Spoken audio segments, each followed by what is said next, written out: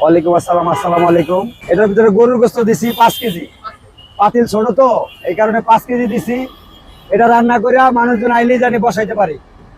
গরুর গোস্ত ওটার ভিতরে রান্না করুম আমি 20 কেজি বড়টা, আর এটার ভিতরে হচ্ছে 5 কেজি, এই 25 কেজি রান্না করবো আজকে। দেখ আমি ভাড়া আনছি বুঝছেন, ছোট পাতিলে পারি না সাপ্লাই দিতে। আগের থেকে আল্লাহর রহমত ভালো হইতেছে, এই কারণে পাতিল আমি ভাড়া করে আনছি, জানি বেচা কিনা ঠিক মতন করতে পারি। আমার 30 কেজি গোস্ত যাইতেছে আল্লাহর রহমত, আগের থেকে বেচা কিনা ভালো হইতেছে, প্রতিদিনই ভালো হইতেছে।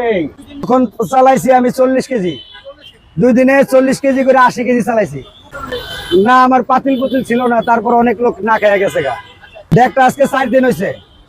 জি, এখন 2টা ভাত বসাইছি, ভাত হইলে তরকারি বসামু গরুর গোস্ত, এরপর আবার ওটা ভাত বসাই দেবো একদম আড্ডি ছাড়া। দেখেন এটা আমি বলতে পারি না, এটা বলা যাবে না। উনিও ব্যবসা করে, আমিও ব্যবসা করি, এটা আপনি বলবেন, এটা আমার বলার কিছু নাই। 20 পিস, মাত্র 20 পিস, 17 পিস, 18 পিস এরকম হয়। হ্যাঁ হ্যাঁ, হাতের আঙ্গুল তার 5টা সমান না। এটা মেশিন দিয়েও কাটে না, এটা কষাইটা চাপাটি দেওয়া বা ভারী ছুরি দিয়ে কাটে, 2-একটা 19 পিস হয়ে যায়।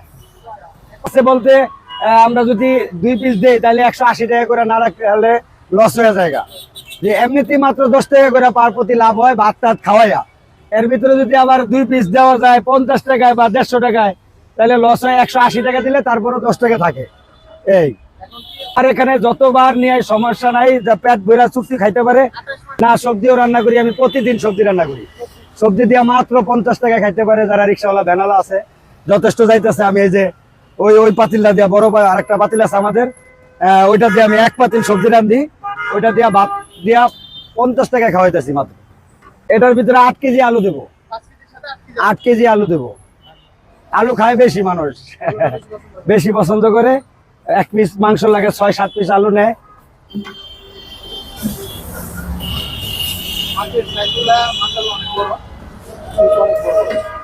আর পিচ কিন্তু রান্নার পরে ছোট হয়ে যায়, ছোট হয়, একটু সিদ্ধ হইলে অল্প একটু ছোট হয়ে যায়। এটার পরে কি ডেগে করে রান্না করবেন? জি ডেকে ডেকে।